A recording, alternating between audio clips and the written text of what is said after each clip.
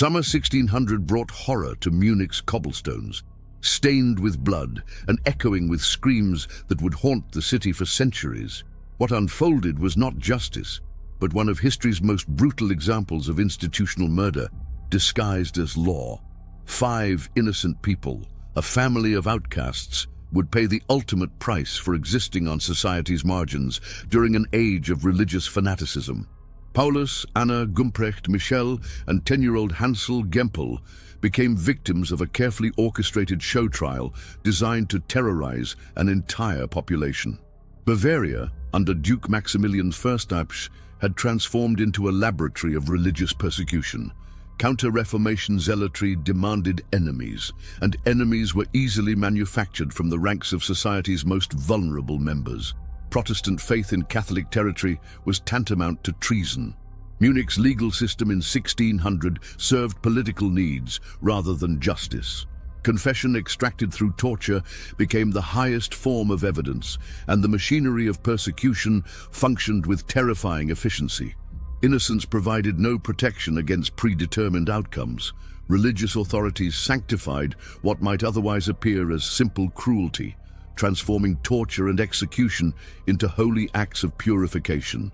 Economic pressures, social prejudice, and political opportunism combined to create the perfect storm of judicial murder. Public executions served as carefully choreographed demonstrations of state power.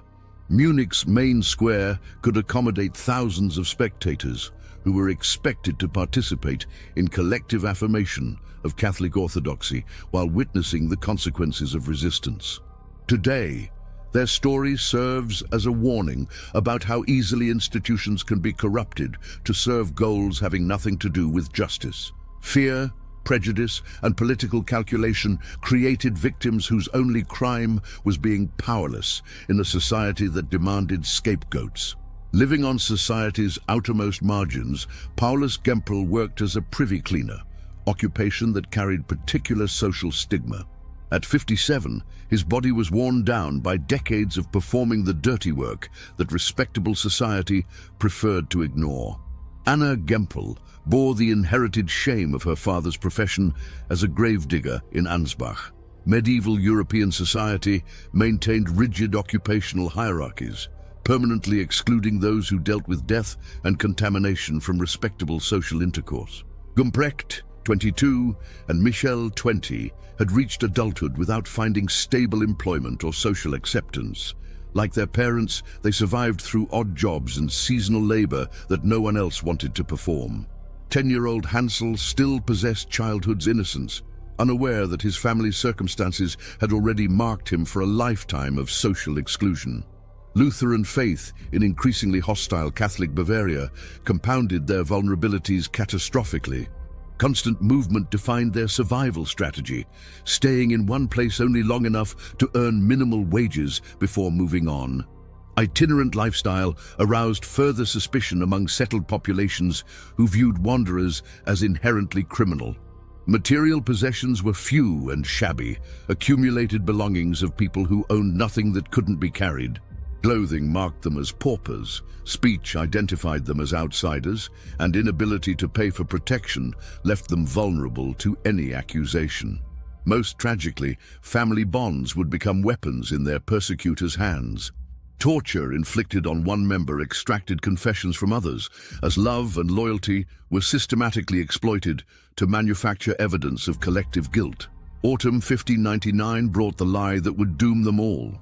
A condemned thief, desperate to postpone his execution, pointed to Gumpprecht and Michel as accomplices in murdering pregnant women, an accusation as specific as it was impossible to verify. Whether the criminal had ever encountered the brothers or selected them randomly from marginal people he'd observed, his denunciation triggered a cascade of events that would devastate an entire family. Accusations involving murdered pregnant women carried particular weight, suggesting connections to witchcraft and infanticide. Bureaucratic machinery spread the alert across Bavaria's administrative network with terrifying efficiency. Every sheriff, magistrate, and local authority received instructions to arrest the family on site and transfer them to Munich for Duke Maximilian's personal attention. February night in Altmanstein brought their wandering life to an abrupt end. Local authorities surrounded their modest lodgings and dragged them from beds in darkness, a deliberate choice designed to maximize confusion and terror. Initially, only adults were seized, leaving 10-year-old Hansel with their confused landlord. When the landlord brought the abandoned boy to jail, uncertain what else to do, Hansel unknowingly walked into the same trap that had snared his family. Imprisonment under Prefect Alexander von Haslang zu Haslangsreuth meant cold, cramped cells designed more for animals than humans. Here they waited in growing terror as they learned the charges and began understanding the hopelessness of their situation. Duke Maximilian's personal intervention transformed a local criminal case into a matter of state importance. Rather than allowing routine handling, he ordered their transfer to Munich's Falcon Tower, ensuring their fate would be decided at the highest levels of Bavarian government. Johann Sigismund Wagnerek embodied the new breed of Counter-Reformation administrator, educated, efficient, and utterly convinced of religious persecution's righteousness. As chief prosecutor, he viewed the accused family not as individuals deserving fair treatment, but as enemies of state. Legal training, supplemented with theological instruction, taught Wagnerek to view Protestant heresy as treason against divine order.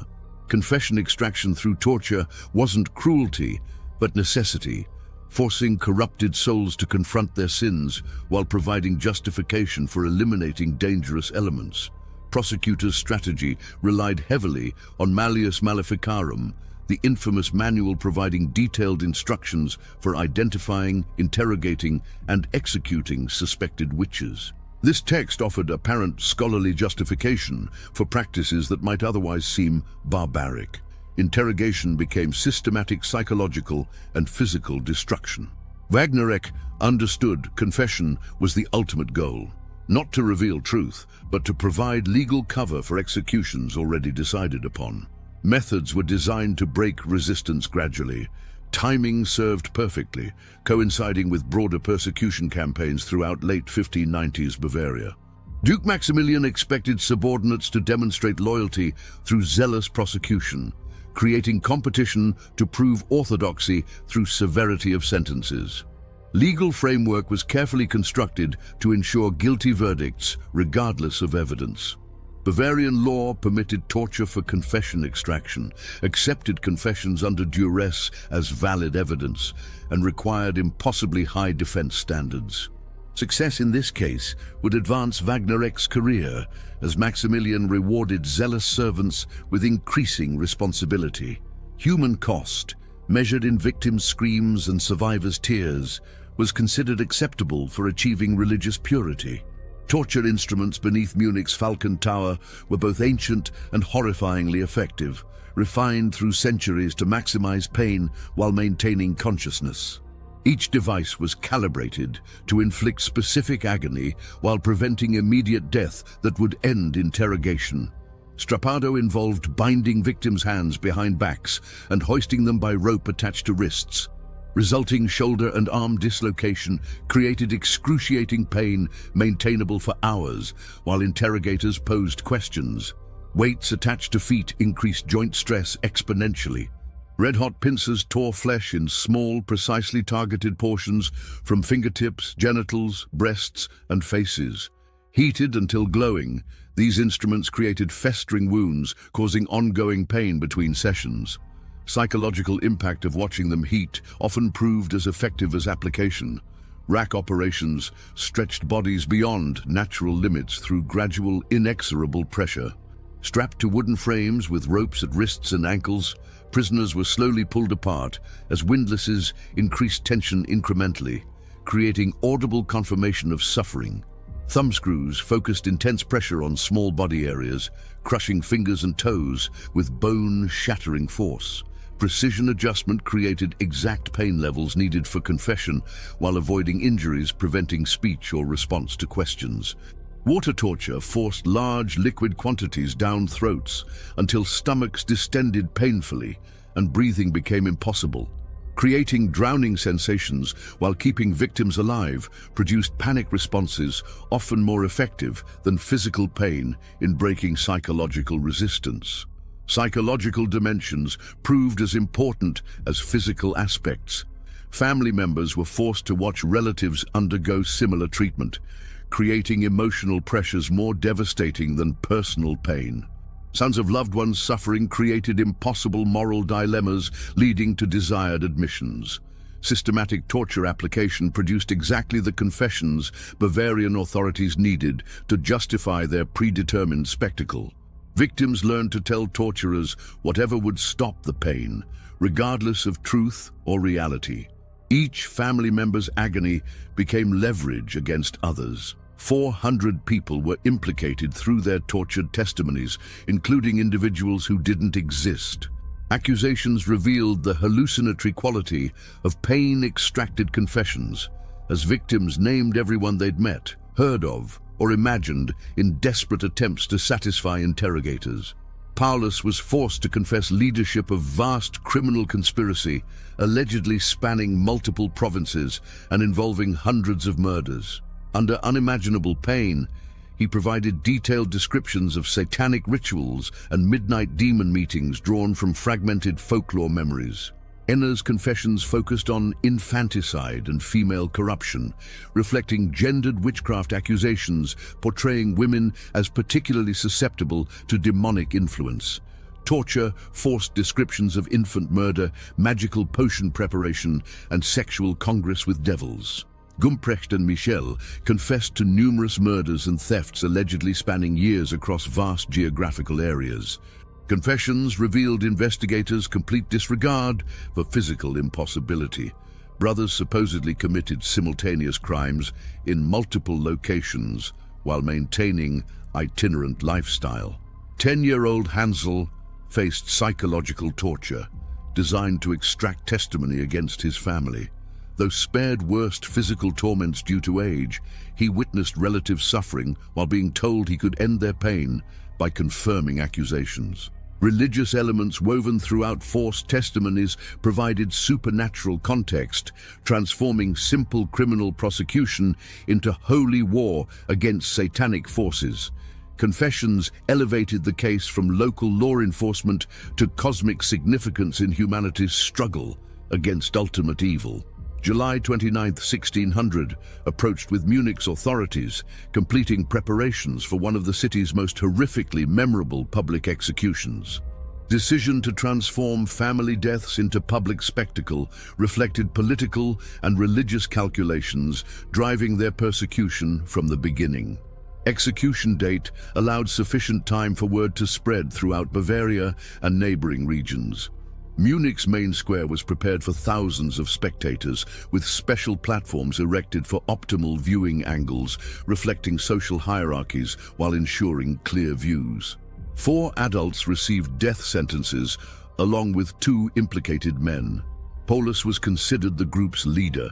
Sentences reflected both torture-extracted confessions and symbolic roles assigned in prosecutors' criminal conspiracy narrative. Hansel, being 10, wasn't sentenced to death, but was ordered to attend and watch his family die. Authorities believed forcing the child to witness destruction would provide ultimate education in criminal behavior consequences and religious deviance. Execution methods chosen for each family member reflected legal precedent and deliberate symbolism designed to communicate specific messages. Variety of planned torments ensured spectacle would maintain audience interest throughout expected hours-long proceedings. Economic impact extended beyond scaffold construction and executioner hiring. Munich merchants anticipated substantial profits from expected visitor crowds, while innkeepers and food vendors prepared for what amounted to a death festival. Religious authorities played crucial roles, justifying and sanctifying planned executions through sermons and theological commentary positioning family destruction within cosmic good versus evil frameworks. Their presence transformed apparent brutality into holy ritual with divine sanction. Morning of July 29, 1600 filled Munich's main square with thousands of spectators representing every level of Bavarian society. Diverse audience ensured news would spread rapidly throughout the duchy, carrying Maximilian's message about challenging established order consequences. Historical chronicle records. In Munich, July 29, 1600, 6 persons were executed. Paul Gämperl was impaled, his wife had her breasts cut off, and both herself and 2 sons had those breasts smeared onto their mouths. All 6 were pinched with glowing pincers. Public stripping served multiple purposes: heightening humiliation, providing torture device access, and allowing spectator views. Nudity carried symbolic significance, representing reduction to animal status and expulsion from civilized human community. Executioner began with Paulus, whose patriarch position earned the most elaborate torments. Red-hot pincers systematically tore flesh pieces, beginning with extremities and working toward vital organs. Each burning metal application created immediately cauterizing wounds, preventing fatal blood loss. Anna's torture reflected gendered accusations against suspected witches, focusing on destroying physical attributes associated with femininity and maternal function. Breast mutilation carried specific symbolic meaning related to infanticide accusations and maternal instinct corruption. Adult sons underwent similar treatment while forced to watch parental destruction. Psychological torture many observers found more disturbing than physical torments. Their youth evoked some sympathy, quickly suppressed by official commentary emphasizing voluntary satanic conspiracy participation. Young Hansel provided recorded testimony throughout. "Look how they're thumping my father's arms, and my mother is squirming." These heartbreaking exclamations revealed both child trauma and continued love for family members whose suffering he was powerless to prevent. 4 months after witnessing his family's systematic destruction, 10-year-old Hansel discovered survival had been only temporary reprieve. Authorities had used intervening time debating his fate while monitoring behavior for signs determining whether rehabilitation remained possible or elimination had become necessary. November 26, 1600 brought Hansel's execution, completing Papenheimer family annihilation, while demonstrating youth provided no protection against state persecution machinery once set in motion. Decision reflected authorities' conclusion that family connections made him too dangerous to survive. Boy's execution differed from elaborate family tortures, reflecting both age and reduced need for public spectacle now that main educational goals were achieved. Burning alive drew smaller crowds, but served important symbolic purposes for authorities. Hansel's final interrogations yielded additional names for investigation as torture extracted the same desperate fabrications his family had provided. Accusations against people he'd never met demonstrated confession worthlessness obtained through such methods. Prospect of expanded persecution based on child's testimony finally provoked resistance from Bavarian society quarters previously supporting authorities' methods. Lawyers and officials questioned legal justification for torturing based on torture-extracted denunciations, particularly targeting higher social positions. Opposition emerged from practical concerns about targeting individuals with sufficient social standing to resist effectively, rather than moral objections to torture itself. Willingness to employ extreme methods against powerless, combined with reluctance to confront influential, demonstrated opportunistic persecution commitment. Duke Maximilian ordered witch hunt cessation, citing legal procedure irregularities. Decision reflected political calculation rather than moral awakening, as continued persecution costs began outweighing benefits when threatening people with sufficient power to cause regime difficulties. Absence of accountability for family destruction methods ensured similar techniques remained available for future use against expendable targets. Wagnerek's continued advancement demonstrated zealous marginal population persecution, enhanced rather than damaged career prospects within Maximilian's administration. Immediate aftermath created terror climate extending far beyond Bavaria's borders as news spread throughout German-speaking territories. case became infamous in contemporary Europe, widely publicized and discussed in academic witchcraft debates among demonologists. Contemporary scholars studied Munich proceedings as effective judicial procedure examples, rather than judicial murder, incorporating methods into recommendations for similar cases. Systematic documentation provided templates other jurisdictions could adapt to their needs. Impact on vagrant populations was immediate and devastating, as itinerant communities learned traditional survival strategies no longer protected against supernatural conspiracy accusations. Fear discouraged travel through Bavarian territories, while encouraging refuge-seeking in less systematically persecuted regions. Religious authorities celebrated executions as divine approval evidence for their heresy campaign, pointing to elaborate victim confessions as proof satanic conspiracy had threatened Christian society. Success encouraged similar investigation expansion throughout Bavaria. Political lessons influenced administrative practices throughout the Holy Roman Empire, as rulers observed Maximilian's success using judicial terror to strengthen authority while eliminating opposition sources. Religious justification, legal procedure, and public spectacle combination provided comprehensive social control approaches. Psychological trauma on witnesses created lasting social behavior changes throughout Bavaria, as residents learned to avoid associations attracting official attention. Arbitrary accusation nature demonstrated innocence provided no persecution protection, encouraging conformity and self-censorship. Legal innovations developed through prosecution continued influencing judicial proceedings long after the case ended, as standardized confession extraction and extreme punishment justification procedures became embedded in Bavarian administrative practice.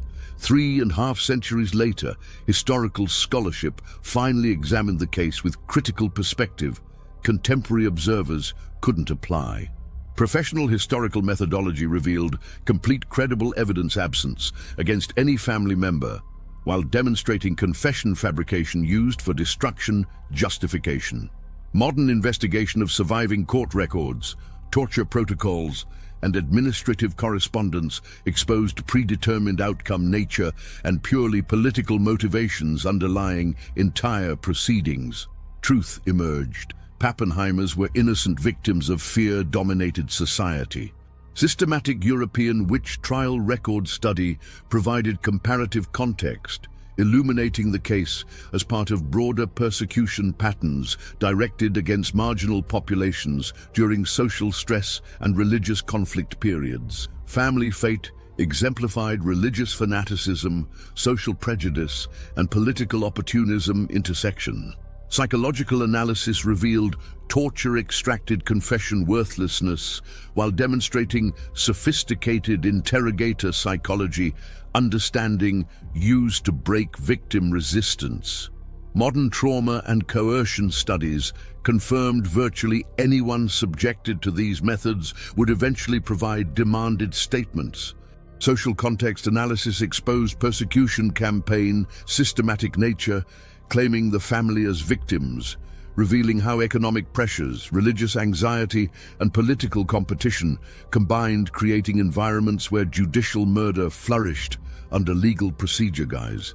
Legal history demonstrated judicial procedure manipulation, achieving predetermined outcomes while maintaining due process and legitimate authority appearance. Case became textbook example of legal system weaponization against vulnerable populations through systematic prosecutorial discretion abuse.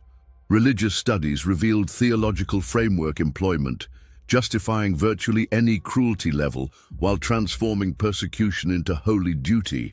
Case illustrated combining religious certainty with political power dangers, showing faith corruption into fanaticism when institutional incentives rewarded extremism. As we confront uncomfortable truths about human nature and institutional power extending far beyond 16th century Bavaria, their story serves as more than historical curiosity. It functions as warning about ease with which societies transform ordinary people into systematic terror victims while serving supposed noble purposes. Mechanisms destroying Paulus, Anna, Gumpprecht, Michel and young Hansel weren't unique to their time, but represent enduring scapegoating and institutional violence patterns continuing to threaten vulnerable populations whenever fear overcomes reason and prejudice overwhelms justice. Speed with which entire legal systems can be corrupted to serve political ends reveals institutional protection fragility when conflicting with popular prejudices or official priorities. Participating lawyers, judges, and administrators were ordinary professionals whose careers depended on serving employing systems. Religious authorities sanctifying proceedings remind us faith provides no fanaticism protection when institutional incentives reward extremism over compassion. Clergy blessing torture chambers believed themselves serving God, while participating in acts violating every mercy and justice principle their religion embodied. Crowds gathering to witness family destruction represent perhaps the most disturbing element, as thousands chose treating human suffering as entertainment while convincing themselves they witnessed divine justice. Enthusiastic participation reveals collective violence, normalization ease through appropriate framing. Silence surrounding the case for centuries demonstrates how institutional narratives suppress uncomfortable truths when acknowledgement threatens established interests. The fact that serious historical investigation didn't begin until the 20th century reveals official account power shaping memory and preventing accountability. Ultimate lesson lies not in historical specificity, but contemporary relevance, as societies worldwide continue grappling with tensions between security and liberty, order and justice, majority comfort and minority rights. Their fate reminds us civilization and barbarism distance is far shorter than preferred, and trusted institutions can turn against us when circumstances align, making such transformation politically advantageous.